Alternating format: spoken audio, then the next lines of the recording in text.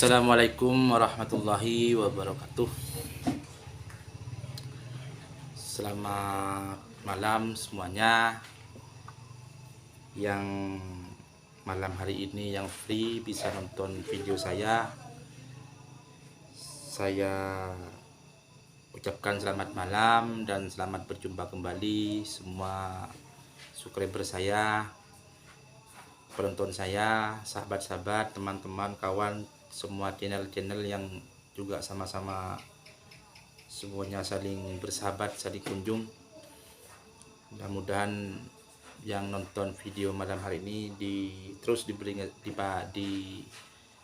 sehat oleh Allah Subhanahu wa taala. Tentunya rezekinya mudah-mudahan tetap dalam limpahan rahmat yang tiada terhingga. Yang masih ada susah atau hal yang lain, mudah-mudahan diberikan kemudahan oleh Allah. Alhamdulillah, terima kasih. Ini berlanjut sudah sekarang masuk kepada pasal 20. Jadi sekarang malam hari ini kita akan bahas pasal 20. Nah, pasal 20 ini temanya adalah cara bersuci dari najis. Kalau kemarin pasal 19 itu macam-macamnya najis. Ada mughalladhah, ada mutawassithah, ada muaffafah. Sekarang itu cara bersuci dari najis atau cara mensucikannya dari najis. Ini mohon bisa disimak baik-baik. Cara bersuci dari najis. 1. Mughalladhah. Mughalladhah itu yang sesuai dengan kami yang sampaikan kemarin, itu najis besar, ya, atau najis yang sulit. Mughalladhah najis besar, membasuh yang terkena najis sebanyak 7 kali setelah membuang najisnya dan salah satunya dicampur dengan tanah yang suci, atau debu. Nah, sesuai dengan yang kami terangkan kemarin, ini adalah najisnya anjing. Jadi ketika kita kena najis anjing, itu najis yang paling sulit. Cara mensucikannya bagaimana? Harus dibasuh sebanyak 7 kali dengan air setelah membuang najisnya dan salah satunya dicampur dengan debu. Itu debu yang suci. Jadi caranya dibasuh sebanyak 7 kali dengan air dan salah satu dari 7 kali itu harus dicampur dengan debu. Nah, ini ya.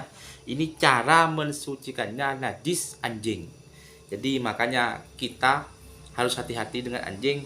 Kalau kita tidak kepepet, kalau kita masih bisa untuk menghindar, bisa kita berlari, ya, kita harus hindari supaya kita tidak menyentuh anjing, apalagi digigit anjing, ya. Dan ini trik ya, ini trik. Saya kasih tahu trik ya. Ketika kita bertemu dengan anjing, jangan pernah lari. Ya, ini perhatikan.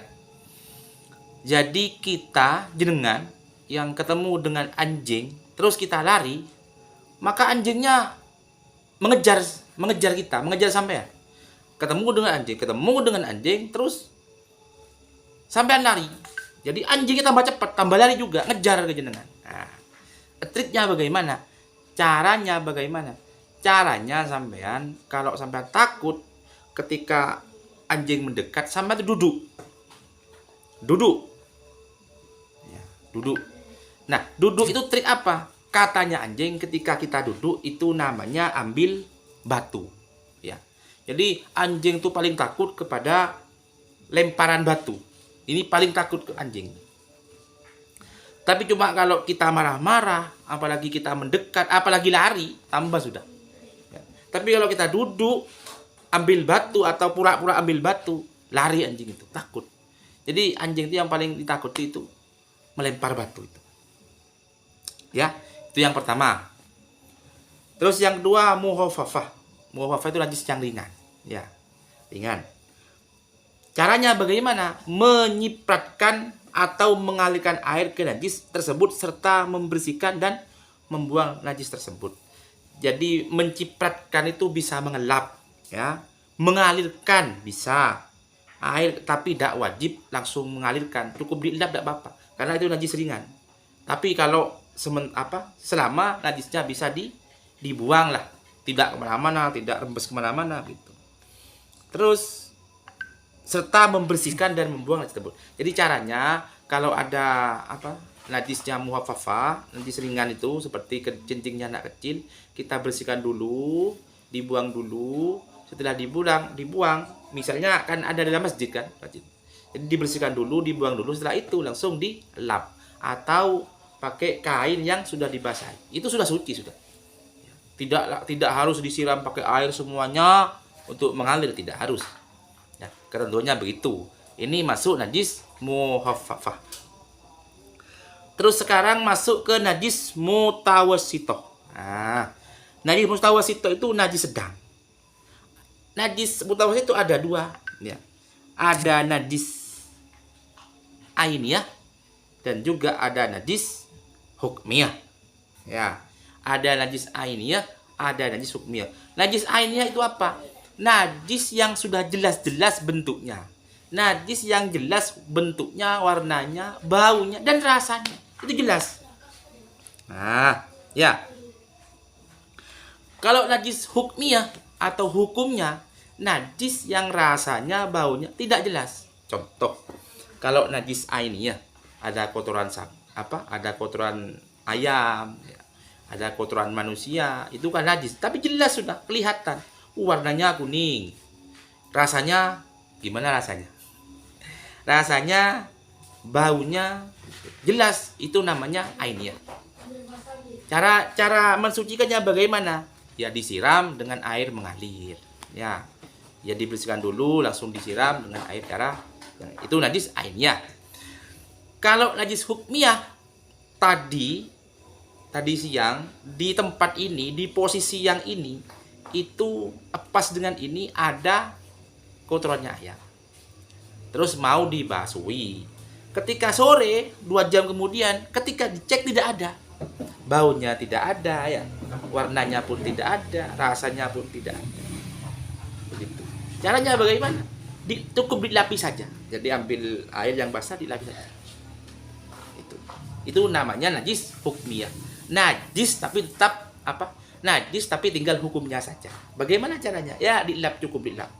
Yang penting sudah tidak ada. Jadi tinggal hukumnya saja. Kalau di tempat itu najis, padahal warnanya sudah tidak ada, bentuk bendanya sudah tidak ada, terus baunya sudah bentuk tidak ada. Itu sudah suci. Kita lap saja tempat itu, ya selesai. Ini adalah cara mensucikan najis. Itu ada 3 caranya. Najis mughalladah, najis muhafafah, dan najis mutawassithah. Jadi mohon ketika kita melaksanakan sholat, melaksanakan ibadah apapun, ya, puasa semuanya, kita melaksanakan itu, jangan sampai kita dalam kondisi najis. Malah ketika kita mati pun itu dimandikan, dibersihkan, dikafani. Pokoknya kita jangan sampai terkena najis. Dan juga kami himbau juga jangan sampai kulit ini terbiasa dilekati oleh sesuatu yang menghalangi air masuk ke tubuh kita. Contohnya tato, ya. Jadi hati-hati teman-teman, ya, sahabat-sahabat, kawan-kawan yang menonton ini, kalau jenengan punya tato itu biasanya tidak masuk. Jadi air itu tidak masuk ke dalam kulit. Ketika air tidak masuk ke dalam kulit, maka tidak sah wudunya, atau air tidak bisa masuk. Itu hati-hati, ya. Walaupun bukan tato, hal-hal yang lain yang bisa menghalangi air masuk ke tubuh kita itu tidak sah. Mohon bisa